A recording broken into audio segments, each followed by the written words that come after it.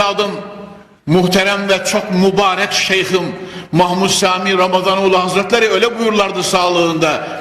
Dünyayı tuz kadar sevmeli. Bak mümin kardeşim, bir hakim insanın, peygamberler müstesna, en büyük insanların safından gelen ses bu. Dünyayı tuz kadar sevmeli. Bir taamın içerisinde tuzun kıymeti çok büyük. Ama Konya'mızın tabiriyle bir cimbit atacaksınız tadını getirecek kadar. Bir avuç atarsanız zehirdir, adamı öldürür. Ve o taam yenmez. Milyarder de olsan, milyoner de olsan, daha fazlası da olsa, azı da olsa, dünyayı taama koyduğunuz tuz kadar seveceksiniz.